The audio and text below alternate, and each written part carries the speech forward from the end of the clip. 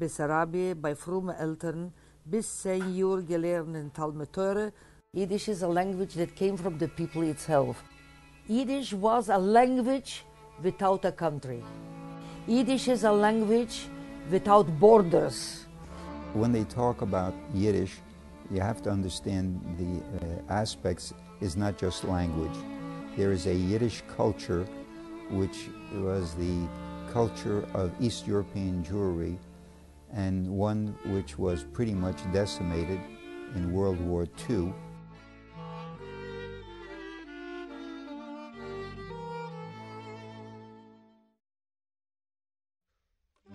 I am known to the Yiddish-speaking theater audience all over the world.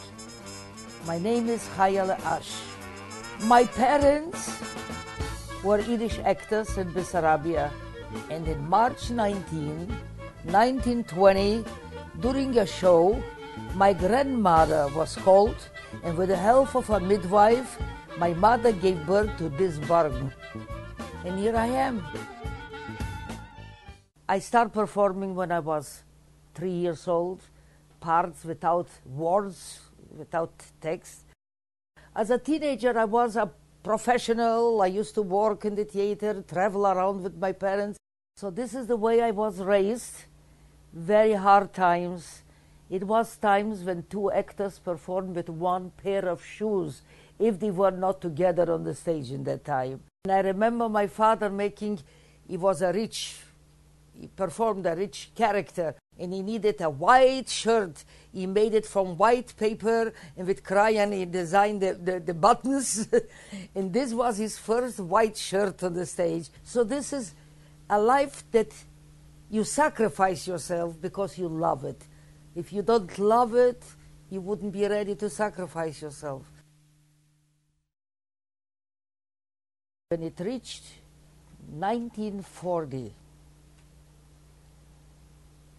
the war started, and it came an order, all the Jews of Bessarabia, of Kishinev, that's the name of the capital of Bessarabia, should close their houses and leave their homes and go to the train station.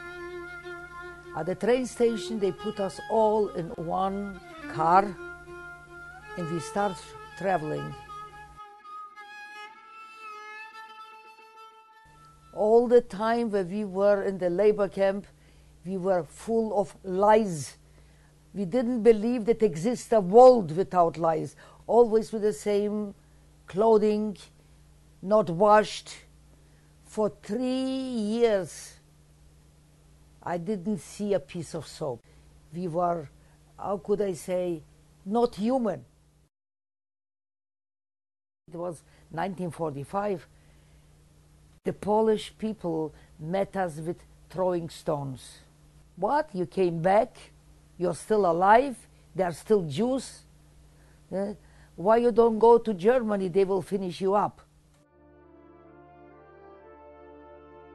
In 1948, Israel was declared. I organized the first Yiddish theater in Israel.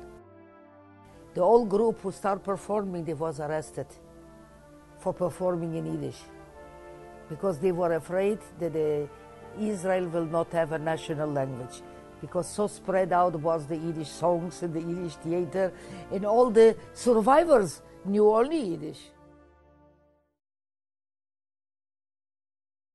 For most of my life, until about 16 years ago, there was really very little Yiddish. How I got interested in Yiddish was the fact that I had gotten interested in storytelling. I began to publish a small one-page newsletter, which I called Der Bay, which is an acronym for Bay Area Yiddish. And I began to call people up. I called 25 to 30 people a day, asking them if they were interested in Yiddish. I had 1,000 of them, names on it. Then I began to publish a larger publication. And eventually, it developed so that now it's a 16-pager monthly, coming out 10 times a year. And it's sent to every state in the United States and 35 foreign countries. I began to specialize in something that nobody in the world does, which is very, very labor intensive and does not bring much remuneration. And that is, I began to compile lists of Yiddish teachers, Yiddish clubs, klezmer bands, radio announcers, translators internationally, so that if somebody wanted to have a klezmer band in Little Rock, Arkansas, they'd call up and say, well, where's the nearest band? People used to ask me, Yiddish has a grammar? I say, sure, like every language. You know, it's rather interesting if you take a look at, we talk about... The most enjoyable part is Wednesday nights when we have a class, and I've got some wonderful, wonderful students, and I learn a lot from them. Now, what's the other word for carry? It's from the German. Tragen, trogen, right? So when you schlep somebody, you're not just carrying something, you're dragging it. So the word schlep, so if they refer to a person as being a schlep, it's somebody who's a nobody, you know, it's not somebody that, you know, sort of drags his feet along. You are future generations. Think about love your next man, love your people, be friendly, and only this way we will have a world. Without that, we won't have it. It will disappear little by little by little. We have to have friends, family, love, understanding. All this is more important than everything, than all the money. That's important. The 6 million Jews we will not revive. We can never revive. But to let to die the culture, that will be the biggest crime in the world.